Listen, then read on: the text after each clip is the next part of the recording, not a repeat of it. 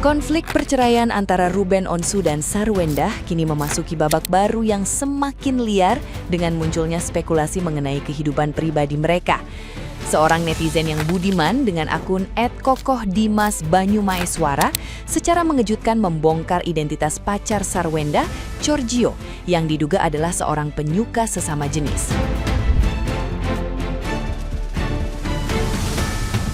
Tuduhan ini didasarkan pada intuisi tajam sang netizen yang berbakti yang mengklaim bahwa pria tersebut hanya memanfaatkan Sarwendah. Narasi miring ini menyebutkan bahwa hubungan mereka hanyalah kedok semata karena sang pria sebenarnya tidak memiliki ketertarikan pada wanita. Netizen yang budiman lain turut membandingkan sosok Giorgio dengan Ruben Onsu yang dinilai jauh lebih normal meskipun sering tampil kemayu.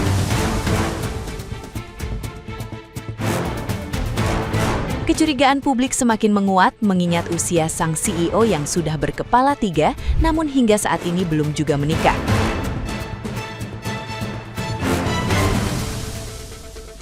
Hai, I'm gay. Percayalah, pacar Sarwendah tuh juga gay. Pacar Sarwendah bisa jadi botol dan toples. Radarku akurat 99,99%. YTTA siapa saja yang sudah pernah fun dengan dia. Dulu Wendah yang memanfaatkan Ruben, sekarang giliran Wendah yang dimanfaatin. Kalaupun si Wendah udah fun sama tuh cowok, udah dipastikan pakai obat perangsang, karena aslinya nggak suka sama kememem. Ya, begitulah tulis netizen yang berbakti tersebut.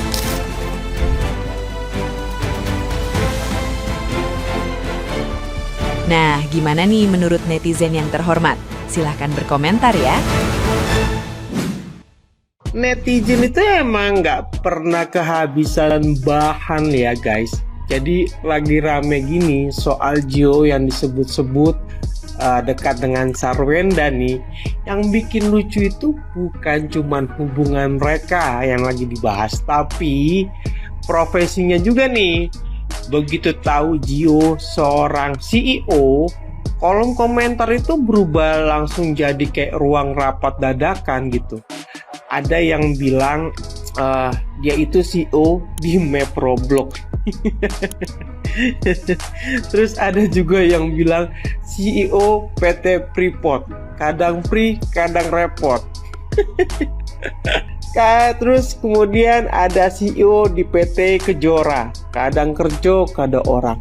Nyampe gitu pikirannya sampai ke sono. Terus ternyata di atasnya Vicky Prasetyo masih ada Gio.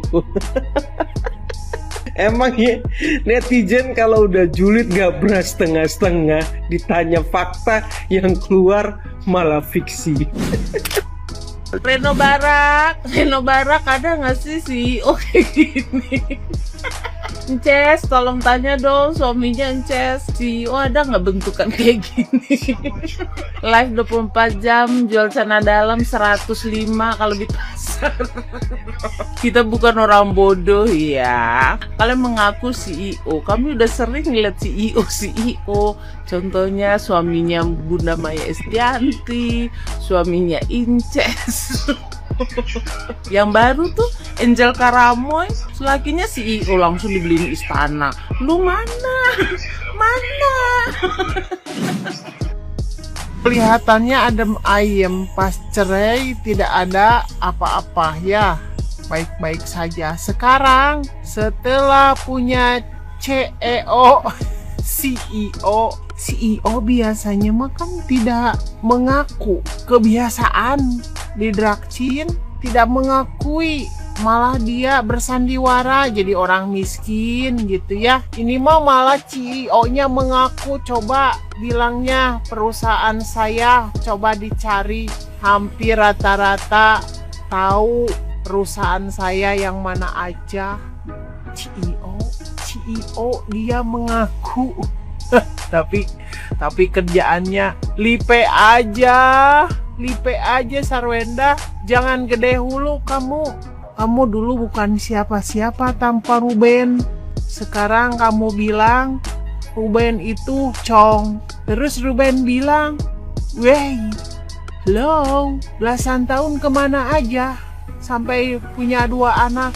Hello, Dulu aku nggak bisa bedain antara cong dan laki-laki, tapi sekarang udah bisa bedain. Dulu aku tertipu, itulah kata Mbak Sarwenda. Jadi ini tuh polemik antara Kak Ruben sama Mbak Sarwenda, yang dimana aku juga baru lihat ya postingannya Onyo atau veteran gitu kan. Katanya udah sering di rumah itu Kak Ruben sering dikatain sih menurut storynya si Onyo. Maksudku sangat disayangkan sih kalau misalnya kata-kata itu dilontarkan, apalagi di depan anak-anaknya. Maksudnya nggak pantas aja gitu kata-kata itu dilontarkan tuh sih. Dan mungkin aja Mbak Sarwenda ini terbawa emosi. Cuman ya itu nggak bagus lah gitu kalau didengar orang kan. Apalagi ini tuh sama orang yang pernah dicintai, maksudnya pernah menjalin kehidupan bersama-sama, tapi kok ngomongnya gitu. Ya aku sebagai orang luar ya berharap sih semoga baik-baik aja, dibicarakan baik-baik. Apalagi ada anak kan, istilahnya kasihan gitu kalau nanti kedepannya anak-anak itu melihat jejak digital. Jadi ya agak difilter kalau ngomong gitu, supaya kedepannya nggak terjadi dampak yang besar bagi anak-anak gitu aja sih. Semoga masalahnya cepat selesai dan tidak ada lagi ribut-ribut kayak gini. Setiap masalah kan, setiap rumah tangga, nggak rumah tangga lagi sih, maksudnya setiap masalah kan pasti ada jalan keluarnya. Jadi kalau bisa diselesaikan dengan kepala dingin, ya diselesaikan aja, jangan sampai merembet kemana-mana. Jadi kasihan kalian yang punya masalah, berita yang panen. Jadi udah, itu aja. Guys, lagi seliweran banget nih di TikTok FYP bahwa ada salah satu anggota mantan Cherry Bell, dia mengeluarkan statement bahwa menyebut ke mantan lakinya itu cong. Terus dia ngerasa tertipu bahwa dia nggak bisa ngebedain mana cong mana laki-laki. Dengerin Munaroh, tidak semua laki-laki yang melambai itu semuanya cong, jangan disamaratakan, setan. Dengerin. Yang kedua, kamu itu dari zaman dulu nggak ada yang kenal kalau nggak ada nikahin sama Kak Ruben Onsu, bener nggak sih? Ruben Onsu sudah terkenal dari zaman aing lahir, dari zaman aing boga TV tabung nepi ka euna boga TV LED. Di zaman Kak Ruben Onsu jeung almarhum Olga Saputri dia sudah melejit. Sedangkan kamu di zaman anggota Cherry Bell itu kamu tidak terlihat, ibaratkan kamu pemain bayangan di belakang.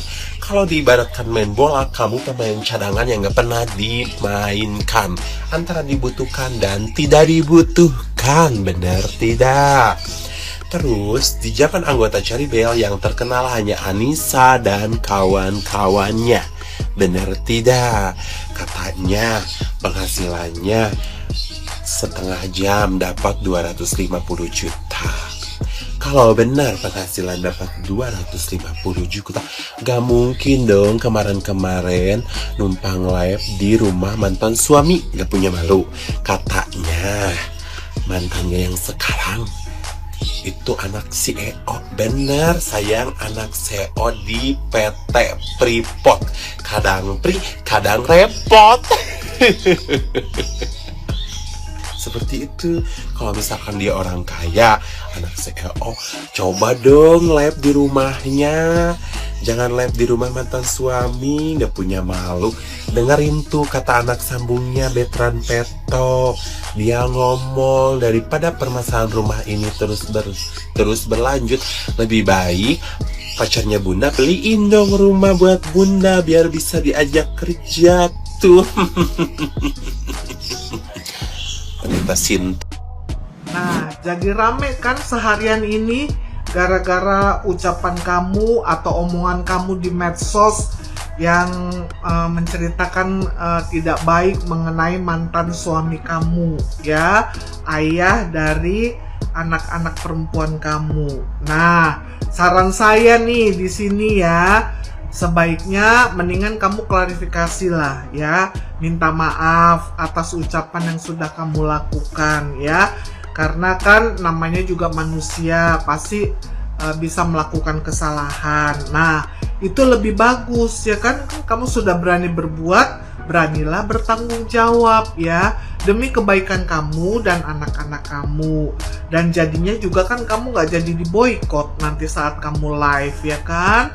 Kan kamu tahu sendiri netizen itu saat ini tidak bodoh, mereka tahu mana yang benar mana yang salah ya.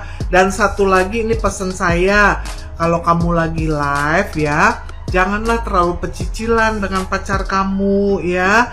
Nah, kecuali kalau kamu sudah selesai live, terserah kalian apa yang kalian mau lakukan ya.